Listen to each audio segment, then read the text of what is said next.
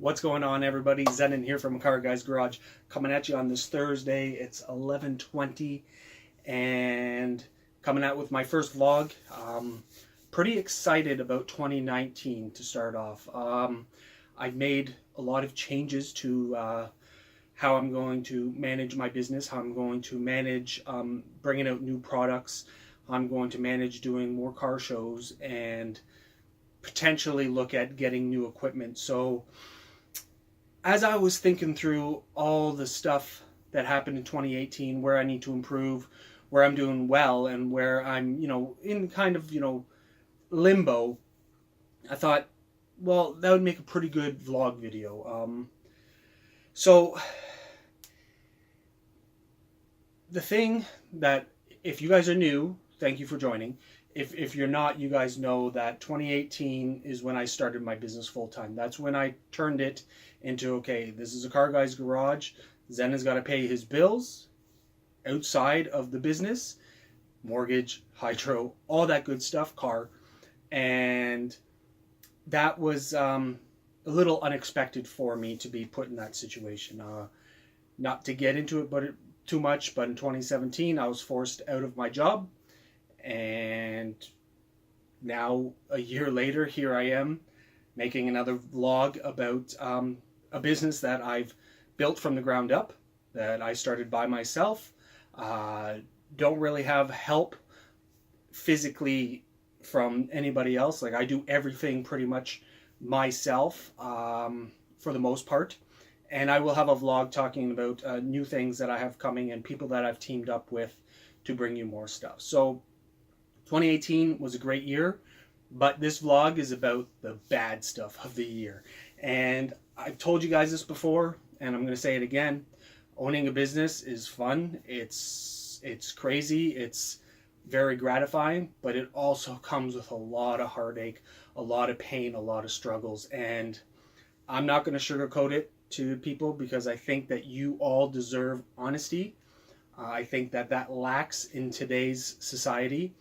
And that's why I do these vlogs, is to give you guys a transparent view of my business. I'm not talking on other people's behalf. I'm talking from myself, and just letting you guys know that, well, if you browse Instagram and you see, oh, you just spent X amount of dollars on new tools, business must be great, or you just bought, a laser engraver, business must be great. It's not really like that. Like, you won't see me posing with a Lamborghini or a private jet, or with thousands and thousands of dollars strewn out on my bed with shift knobs. And like, you just won't see that from me, because that's not me. That's not the business. That's not how it works. And I don't want to give you guys a false sense of hope if you're interested in starting your own business. So let's get right to it. As always, I have my sheet of paper here with a few talking points that I want to talk about. So the first one is, I'm going to keep this one easy because the other two are kind of similar, but they're not.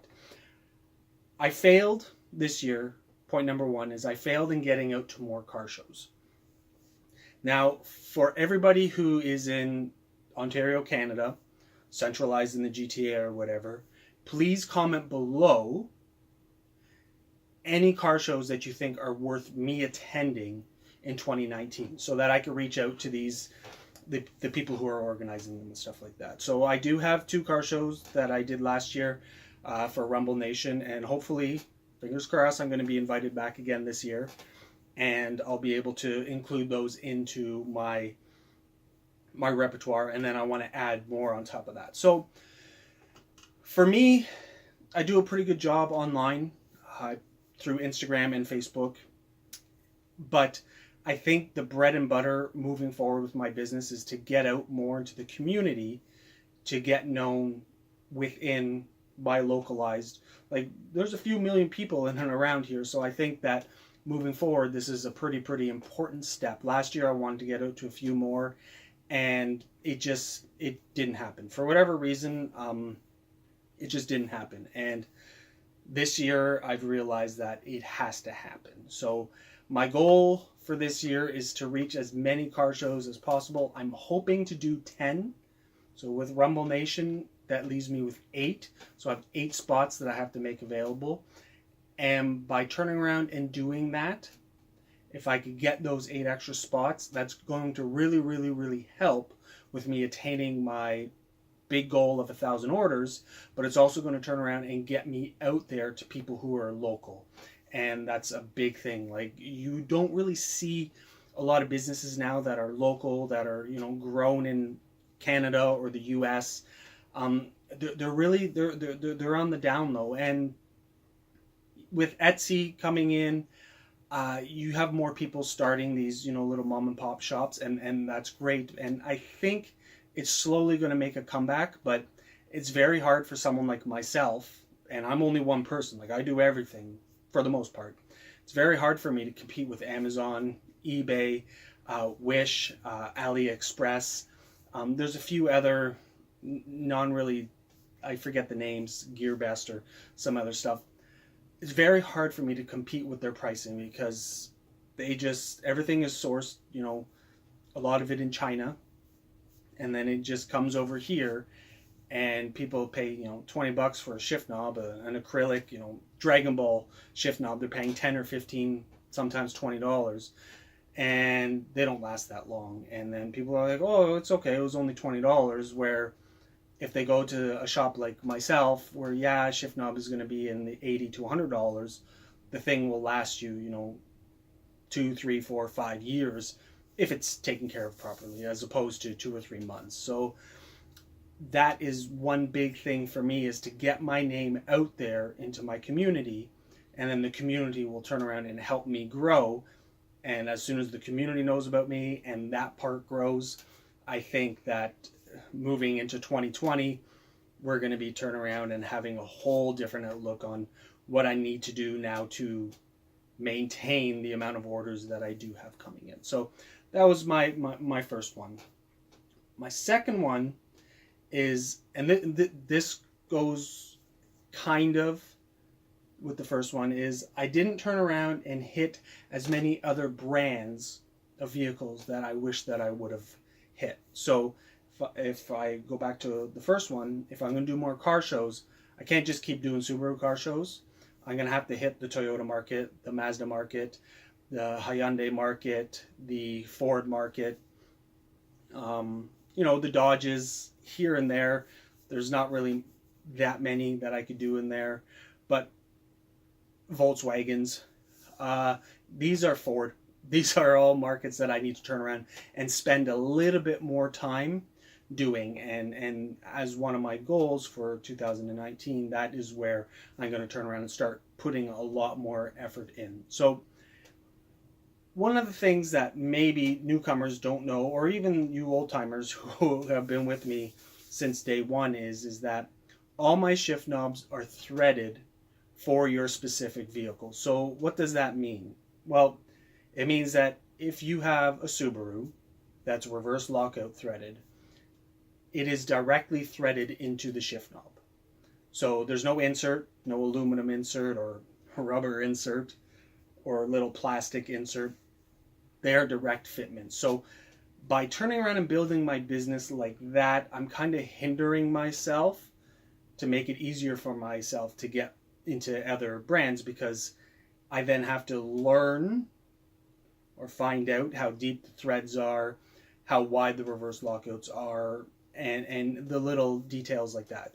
So I'm not changing the way that I do my inserts. I'm still going to do direct threaded fitment knobs, but it's just now if I want to do a Mazda car show, I'm going to have to turn around and thread everything, to the proper threading, and make sure it's deep enough. Make sure that I don't think any Mazda has a reverse lockout, so that's a good thing. But just to make sure that they fit nicely, they fit clean. It's not showing like this much of the shifter rod.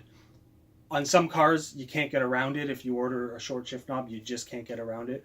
But I try my best to turn around and cover that all up. So where I failed in 2018 was getting more out there into the Ford market, the Mazda market, the Volkswagen market, all those other markets. I do really well with the Subarus and kind of with the Scions, because that's where I started, was in Scion. So now I need to start branching out. So if you're watching this and you don't have a Subaru and you don't have a Scion, hit me up if you want a shift knob. Hit me up if you want to turn around and work with me to take some measurements. Let me know. And if I haven't made one for that specific platform yet, I'm going to turn around and help you out. If you help me out, I'll give you, 10, 20% off of an order. So I'm putting that out there to anybody who's watching this. If you want to save a few bucks and want to help me out, let's get together, let's collaborate, and I'll set you guys up. All right. So my third is I fell short of my sales goals. So once again, I'm going to go back to my first and second one. Is, did I fail my sales goals? Did I not meet them because I didn't do enough car shows? Probably. Did I not meet them because I didn't get into enough platforms? Probably. And that's why I'm saving this one for last, is that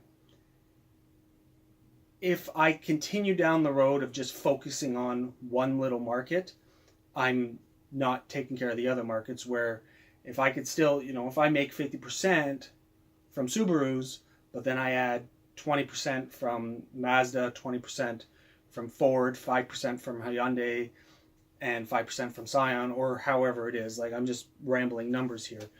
But if I could turn around and do that, that'll up the amount of orders that I get and the amount of people that I could turn around and market to. Because while I do market to the other brands, I think that with Instagram and Facebook, when people don't see it on a Ford, or they don't see it on a Hyundai, or they don't see it on a Mazda, they might get a little discouraged. I've done Nissans, Mazdas, Volkswagens. I've done a lot of these other cars, like Toyotas.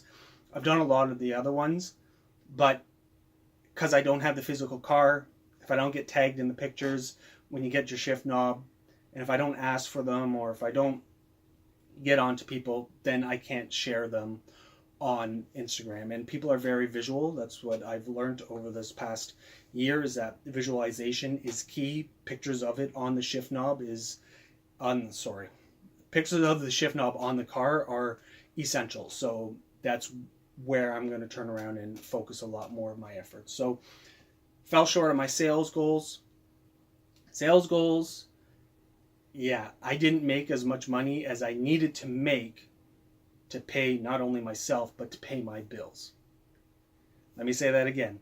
I didn't make enough money to pay my bills and to pay myself. Now you might be saying, well, Zeno, where'd you get the money?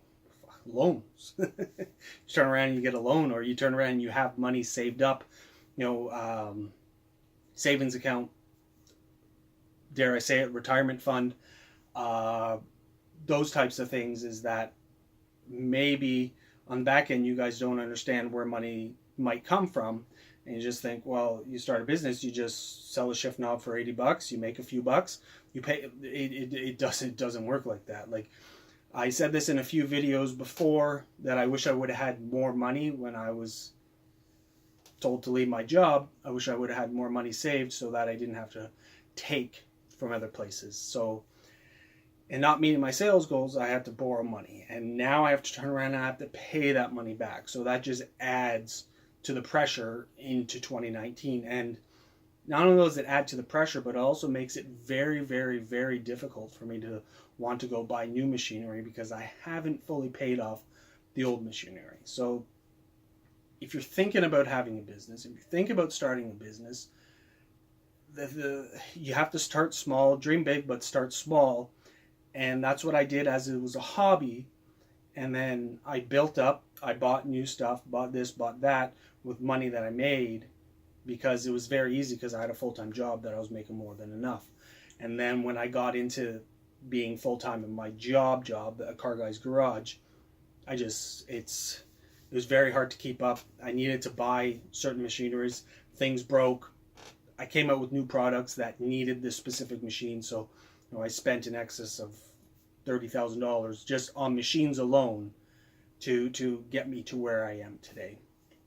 So yeah, I could continue on, but I really want to keep these videos short, because attention span, and people might get bored and I might ramble too much. So I'm going to end it there. So I hope you guys liked it. and I hope you guys are enjoying what I'm coming out with. There's a lot more stuff coming out this year, like a lot. I have a lot of items, and I'm going to try to span it out as much as I can because I don't want to drop it all at once, because what's the point?